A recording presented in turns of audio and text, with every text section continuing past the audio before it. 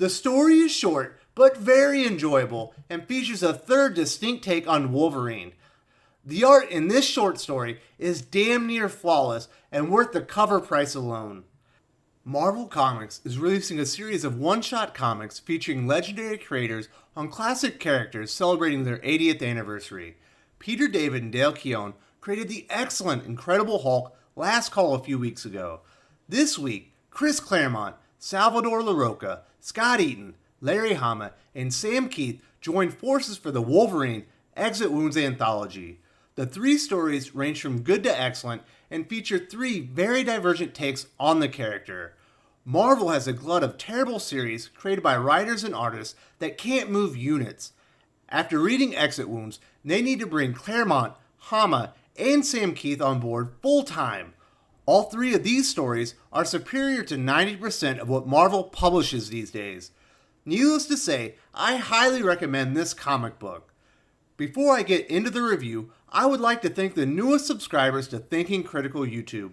Thank you very much, Joseph Nekulak, Mike McGill, Carlos Enriquez, Dog Park, X-Man 25A, Smitmiser, Flipped Out, Tess DC, FF2, Nick Daring, Michael Bonet, Greg Brewer, Rhodes Rants, Fire Davis, Hunter Thompson, and Kit Fisto 1997.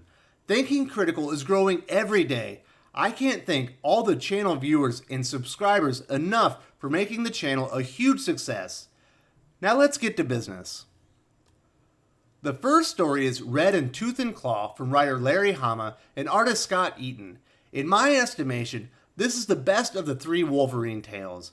It portrays Logan being held in a tank, being fed false memories to measure his fitness for the Weapon X program.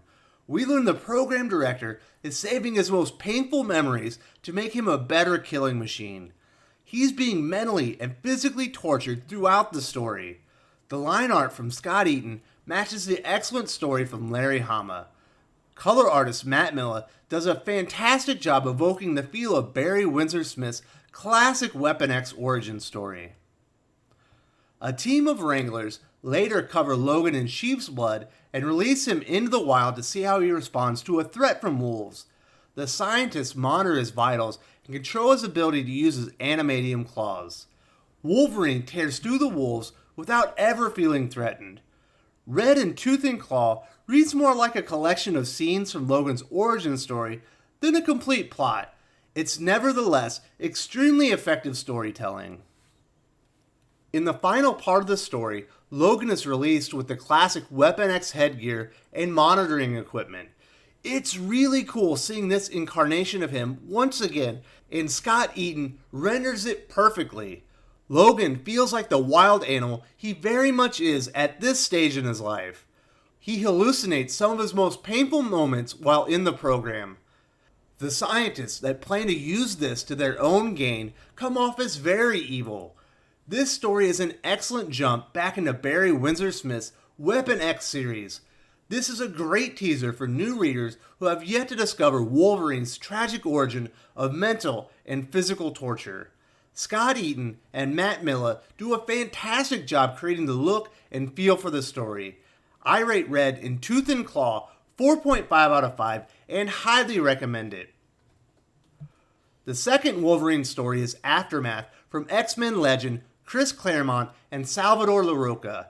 It features a much older, wiser, and tamer Logan. The beginning of the story is more a slice of life than anything else, but there is a bit of action in the end. Salavador Larroca's art fits the story well. The look of Logan is much more in line with what modern readers are used to. His line art and the coloring from band staples also fits much more in line with the current art at Marvel Comics.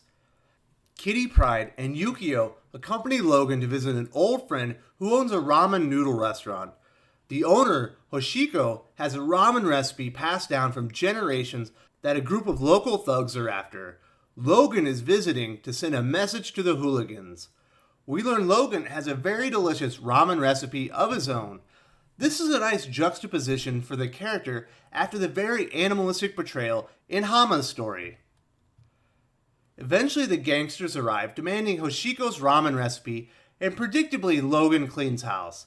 I like that Yukio refuses to help him because she'll kill them all. This is a much tamer Wolverine who has a good sense of self-control at this point in his life. In the end, the action isn't really the point of the story. It's meant to dive into the personality of an older Logan and also features a big twist at the end. The story will affect longtime readers familiar with Logan's time in Japan. New readers will also enjoy a much different take on the character. Salavador Larroca's art fits the tone and nature of Claremont's anecdote. I believe it's the weakest of the three stories, but still rate Aftermath 3.5 out of 5 and recommend it to fans of the character. The final story is Logan from writer-artist Sam Keith of the Max fame. This is probably the second best story in the book, but it's easily my favorite. The visuals are absolutely fantastic. I love seeing Wolverine in his classic brown and tan uniform. Keith's over-the-top visual style fits the 80s ripped and hairy Wolverine perfectly. So much art in comics these days is cookie cutter and unimaginative. It's very refreshing seeing something completely unique to the creator. Rhonda Pattinson has the perfect color palette to complement Keith's terrific line art. The plot is pretty simple. Wolverine is stranded in a South American swamp before he realizes something dangerous is near. He's attacked by Venom, and the two have a terrific brawl that's classic Sam Keith. While there isn't much of a story, the captions do a great job connecting Wolverine's thoughts to the action. Venom gets the best of Wolverine at one point, and Logan is down to his last resort. The story is short, but very enjoyable, and features a third distinct take on Wolverine. The art in this short story is damn near flawless and worth the cover price alone. I rate Logan 4 out of 5. I highly recommend it. I'll be shocked if I haven't searched out some trades of the Max before the weekend is over. I can't get enough of this wonderful visual style. In the end of the issue is an advertisement for a book called Weapon Plus that further explores Logan's time as Weapon X. Comixology identifies it as Wolverine and Captain America Weapon Plus. I'm very interested to revisit the era after the fantastic story from Larry Hama. This series is written by Ethan Sachs. I really enjoyed his Old Man Hawkeye, but fell off Old Man Quill after 3 issues. I'm not sure if I'm going to pick this up, but I would love to hear what you guys think about the series. Are you going to buy Wolverine and Captain America Weapon Plus? Wolverine Exit Wounds is a very enjoyable book. I love one-shots when done well, but I'm normally not a fan of anthology books. Inevitably, there's too much separation in story quality. I'm normally left wishing the publisher just let the writers expand the best story or two and left the lesser stories out altogether. That's not the case here. All 3 stories are high quality and worth reading in my opinion. Red in Tooth and Claw is an excellent return to Wolverine's time in the Weapon X program. Aftermath is a nice slice of life that features a much more mature Logan. Logan is one of the most enjoyable visual treats I've read in some time. I rate Wolverine Exit Wounds 4 out of 5 overall. I highly recommend this to all fans of comic books. There's something good here for almost any reader. Larry Hama, Chris Claremont, and Sam Keith all have plenty of great stories left in the tank. I hope the leadership at Marvel recognize how much better these short stories are than 90% of what they are publishing today.